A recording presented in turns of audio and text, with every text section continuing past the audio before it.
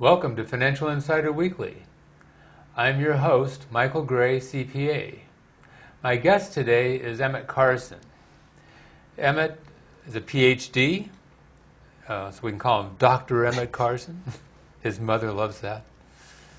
He's the CEO of the Silicon Valley Community Foundation. The foundation has over $2 billion. $3 billion yet? Well, 3.3 billion. 3.3, congratulations, under management. And it's the Center for Philanthropy for Silicon Valley, one of the largest community foundations in the world. He's written more than 100 articles about philanthropy and the nonprofit sector. He joined the foundation in 2006 and led the merger of the Community Foundation of Silicon Valley and the Peninsula Community Foundation. Previously, he was the Chief Executive Officer for Minneapolis Foundation for over 12 years. Emmett received his bachelor's degree in economics, Phi Beta Kappa, from Morehouse College, and his master's and Ph.D. degrees in public and international affairs from Princeton University. As we enter the holiday season, I think it's appropriate that we promote community giving as a family value throughout the year, so that's what we're going to be talking about today, why and how to promote charitable giving in your family. Emmett, thanks a lot for joining me today. Michael, thanks for having me. It's a real pleasure. Well, as we get started, why don't you just tell us about the role of the Silicon Valley Community Foundation in promoting philanthropy in Silicon Valley? Well, the Community Foundation is a way for individuals, families, corporations, and nonprofits to think through how they want to give back here at home, across the nation, and around the world. We have some 1,700 donor funds. Last year, they collectively awarded some $294 million to 30 countries around the world. Wow. We are the largest single grant maker to the 9-county Bay Area because of the generosity of our donors. They support all manner of causes, and it's very easy. Think of it as opening up a savings account, but it's for charity. Mm-hmm. And you make a donation. You get a tax deduction in the year that you make the donation, mm-hmm. and then you get, for forever, to decide to make recommendations to the charities you care about. That can be your church or your faith institution, your temple. That can be your alma mater that you went to. That can be important causes in the community that touch you, whether that's around education, health, disabilities, any number of issues, the environment. Right. Okay. Now, today is October 9th as we're recording this. Yep. Hopefully this government shutdown is going to be finished by the time that people see this show. But could you tell us a little bit, how is this government shutdown affecting your organization? Well, for all charities, we rely on the certainty of the market. When people feel that the stock market is stable, they feel more generous, they feel like they can make financial decisions that affect their futures.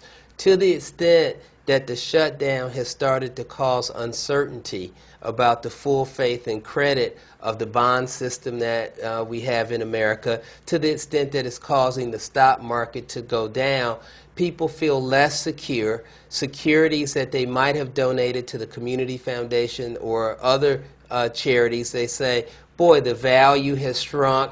I don't want to make that donation or I don't want to make as large of a donation.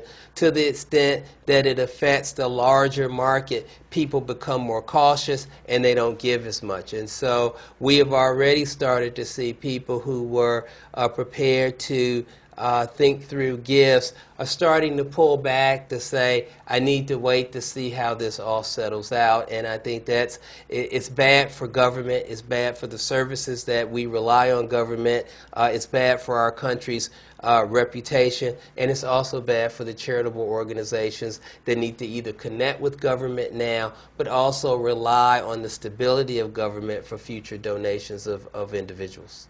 Right. Well, again, I'm hoping by the time that our viewers see this, that this is all going to be settled. But Well, I share well, that very yeah, hopeful view. yeah. Now, I heard that you have a new initiative called Silicon Valley Gifts. Could you tell Gifts, us a little yes. bit about that? Yes, we are extraordinarily excited about Silicon Valley Gives. Next year is the 100th anniversary of the founding of the first community foundation in 1914. And in honor of that, and as a way to bring the joy of giving to individuals, families, corporations, and nonprofits, we are going to have an online giving day. That online giving day will be May 6th, which is a Tuesday. And on that day, nonprofits that are registered online will be encouraged to get gifts from members of the community who are interested in all manner of things. So whether that's early childhood education, whether or not that's water rights, whether or not that's animal safety or education, you will be able to find a nonprofit online. There will be special matching opportunities for those nonprofits, and it's a way for us as a community to recognize the extraordinary work of nonprofits and to give and to support that work.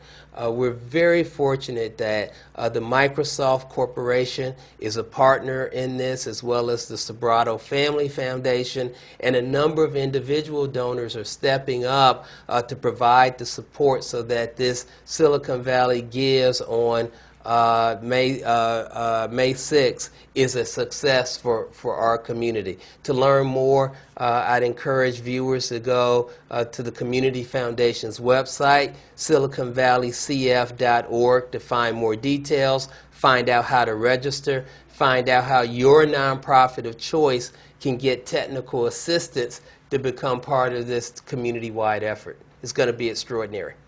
Okay, well, if nothing else, it's encouraging all charities to get some sort of a website Absolutely. presence for raising funds. And that's a part of this. So many charities don't have a web presence, and so the technical assistance that nonprofits will receive to sort of start that presence. I mean, after all, we're in Silicon Valley. Our nonprofits have to have access to this kind of opportunity, and it will allow people to get online contributions, credit card contributions, etc. And we really hope boost support for our nonprofit sector. Great, okay. Well, Emmett, how did you get involved with the Silicon Valley Community Foundation yourself? Well, as you mentioned at the top, I was CEO of the Minneapolis Foundation. I've been there a little over 12 years. And I got an extraordinary call one day which said, we are interested in merging two very successful community foundations in the Bay Area, Peninsula Community Foundation Silicon Valley. And we've identified you as somebody that we're very interested in talking to about this opportunity. And having come out, having met the board, having looked at the community, I thought it was just a phenomenal opportunity to make something happen that had never happened before and has not happened since the merger of two very successful institutions. And the growth has been phenomenal because of the generosity of the donors in this community. We've grown from $1.4 billion when we first merged to $3.3 billion today, and we continue to grow because donors are interested in finding ways to help our community and the larger world. Great. Now, there has been a philosophy that's come out recently of thinking of charities and the community as one of your children when making an estate plan. So what do you think about that, and why should somebody think that way? Yeah, I fully endorse that point of view. I think what makes America special and individual Americans special is that we think about the broader community's health after we're no longer here. And so when you're talking about your estate planning, you identify the things that are important to you. And I think you think about your spouse, you think about your kids, You think about the things that made a difference in your life that you want to make sure are around to making a difference in other people's lives. And one of those items ought to be the community. The community as a whole ought to be one of the things that you say, how do I give back to make this place as good or better for future generations as I feel that it was for me? And the Community Foundation is a vehicle for people to do that. We have the ability to accept estate funds, and that you can designate both, I want some portion to be at the discretion of the Community Foundation's board to use in a way that they think can handle issues that I can't imagine the community will face in the future. But I can also designate some part of that to things that were very important to me. Healthcare is important to me. Education is important to me. Job training for underserved communities is important to me. So you can do both and you can make as many categories as you want, and I encourage people to be as generous as they can be. The community has helped contribute to all of our success, and we need to think about the community when we think about how to dispose of assets we've gained over a successful lifetime. Right. And there are many people that have given generous support to certain organizations during their lifetimes, and hopefully they have an interest in seeing that those organizations continue, and so that, Exactly. so that support needs to continue in some way. Of course, one from later generations, but there's no reason why they couldn't put some funds aside themselves, you know, if they'd like. Absolutely. Yeah. And one of the concerns that people often have is the organization I care about may or not be around 10, 20 years from now. If I do the support for that organization through the Community Foundation, if that organization goes away, I can trust the Community Foundation to find an organization like that so that that work continues. Okay. Are there any other reasons that you'd like to throw out, or you think you've got covered? Well, you know, one of the things that's really important for this community is the issue of Common Core in the area of education. Common Core is going to change how kids learn, how teachers teach, and how parents help them. We're going to move from an education system based on an agrarian economy to an education based on a competitive, interconnected global economy. It means huge changes for our community. We have 54 school districts in San Mateo in Santa Clara County, and the Community Foundation with our donors are now working with those school districts to think through how to implement Common Core. It's a wonderful opportunity for people to get involved who worry about the education system, who worry about why our kids aren't reading at math at grade level and at the appropriate math level.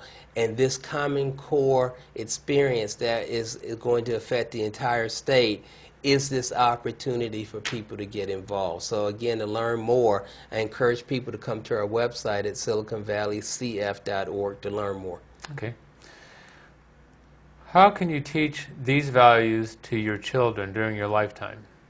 Well, one of the things is that when I was growing up, and one of the things I encourage with my own child and for others to do, is when kids get payment for chores, to have 3 buckets. One bucket is the part of the money you use for instant gratification. Go buy something, go get something you want, you earned it, get some satisfaction. Another piece is the rainy day fund. That's money you hold for the future. And the third bucket is money you use to help the community that you give away. And I think if you start early with kids of thinking as you have resources, there are these 3 buckets, something for you now, something to save for a rainy day for later, and something to help somebody else. It is transformative to see how wise very young kids can be about giving away the money that they've earned and how fulfilling that is in their eyes. And so as a family value, we help families all the time through these donor funds think through what their values are, think through why those values and engage them in talking with their kids about these 3 buckets. Right. There are some families that have been having, like, I guess you could call them little giving councils. Really what they're doing is they're sitting down at the kitchen table or the family dining room table and talking about, you know, different charities and things. Where would people like to see the family make some gifts? And in some cases making little research projects, if you will, for the kids. What do you think about that? Well, I certainly encourage them to even to do that. Those are great families that do that. I often encourage families to actually take an amount of money aside and say to the young person, the children, this is money you're going to get to decide. How are you going to go about doing it? What criteria are you going to use? How will you measure success? And the kids get very engaged about, should it be helping other kids? Should it be helping animals? And it's not so much the amount of money or even where it goes. It's the thinking process and the value proposition of, I get to choose how to help somebody, and the importance of that responsibility and the conversations that they have with mom and dad about how to reach those decisions. And I find it's very important to have the young person involved in giving the check when they can, or writing the note that says it's coming, because again, there's this incredible ownership that I made a decision that's going to help somebody. It's incredible. Right. Another thing is just going to visit visiting and volunteer activities, especially during the holidays. So food shelters, and both helping to prepare the dishes, but also food pantries where you set the different items into baskets for people to take. Volunteer cleanup days in the neighborhood. They're all manner of exciting, engaging opportunities for young people, again, to help others and instill a value that we find when they're successful entrepreneurs, when they're running their own businesses. They remember that value and that sense of obligation to help others. And it's amazing when it starts early. Right. So let's think for a few minutes about some of the community service activities that people can do. So you mentioned the things like maybe through the food bank or Martha's Kitchen or Catholic Charities or others that they have these community kitchen type of things helping people particularly during the holidays, but people need to eat all year long. You can do it all year long. Even the simple act of having kids figure out what toys can be donated. Right? Going through all of their toy boxes and saying, okay, it's that time of year to help other kids. Participating, we have the holiday train at the end of this year. It will make 10 stops between San Francisco and San Jose, December 7th and 8th. Details are on our website. But we are in partnership with the Marine Corps Toys for Tots. The act of coming to the holiday train and bringing your toy and seeing the kids having picked out this toy and walking to this big bin with this Marine standing next to it and saying, this is a toy I picked out for another child. It's just tremendous. And then to participate in the holiday spirit, again, is another way to encourage the spirit of giving with your children. Right. And there's a lot of other organizations, particularly that need help these days. You know, so our economy is still in recovery and so Absolutely. forth. So we have public libraries, for example. Precisely. We have 2 valleys, and sometimes we lose sight. We have a valley that's doing very well.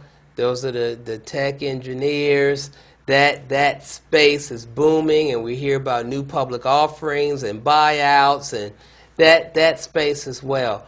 But there's this other valley, and that valley still has high unemployment. That valley is being squeezed by increasing housing rates.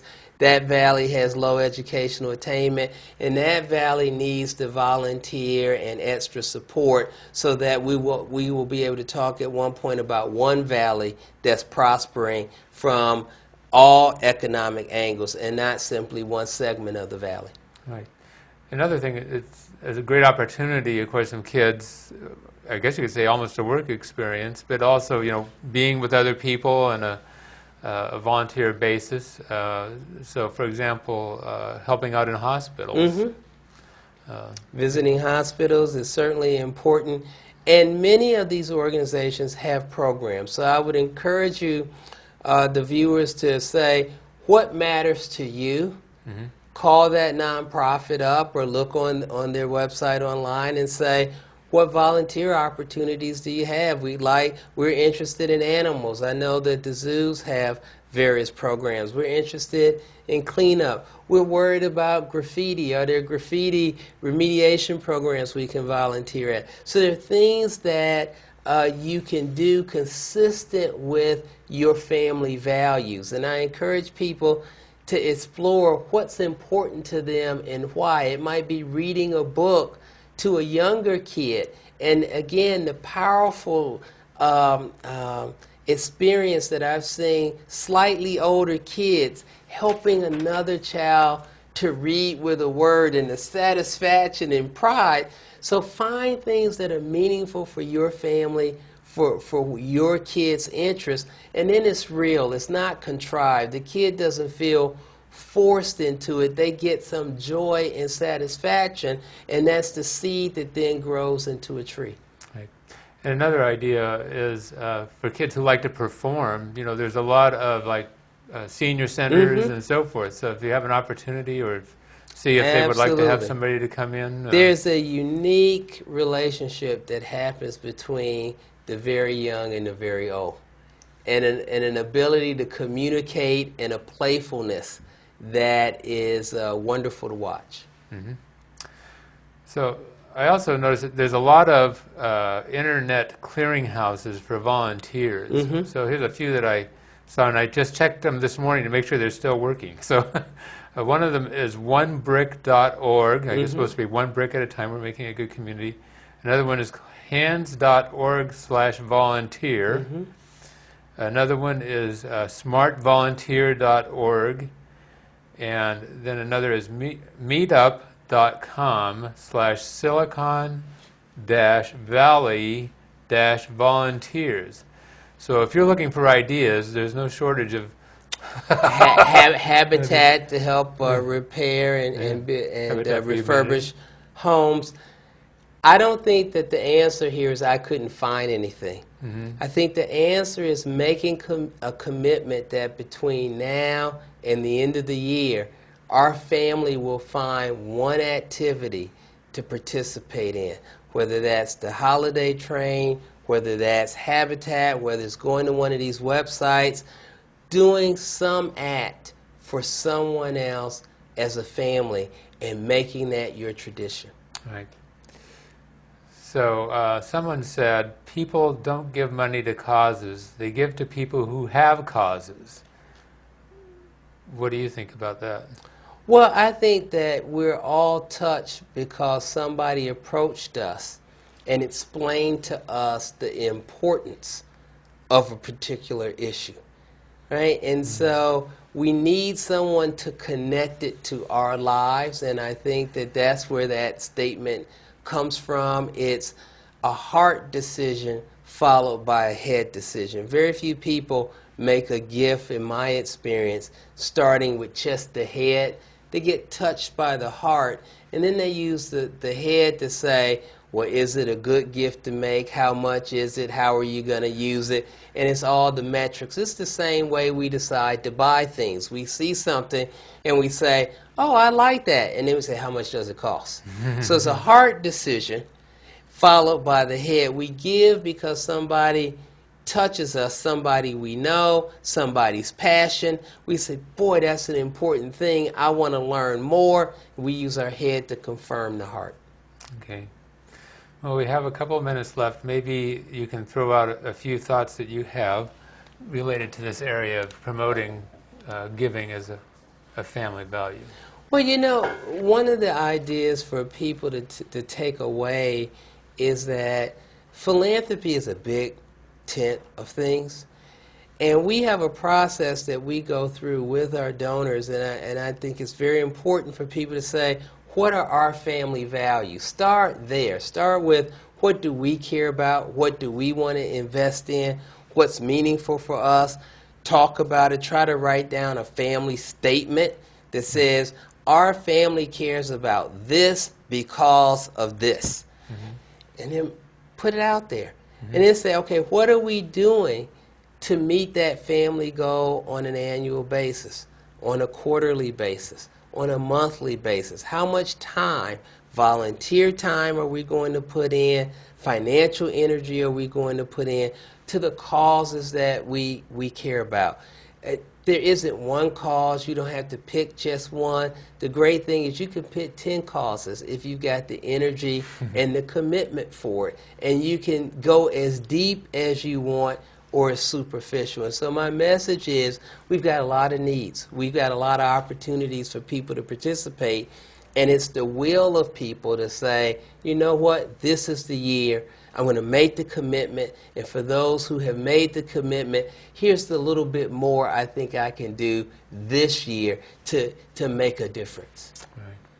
And there's really a broad range of things that people can get involved with. So there are arts groups, there's the ballet, there's symphony, there's theater, there's like we said, hospitals and every libraries effort of human endeavor. Yep, all over. So folks, we're getting to the end of our time here. Emmett, I want to thank you so much for joining me as my guest. It's been great. It's been a pleasure.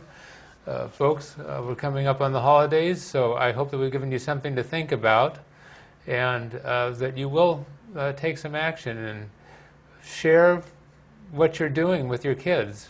You know, if you have things that you're interested in, causes that you like, tell them about it. A lot of times there's a secret. They're shocked when they find out later. You might be gone and say, oh my gosh, Mom and Dad believed in this. So anyway, think about it and have a great holiday season. We'll see you next time on Financial Insider Weekly.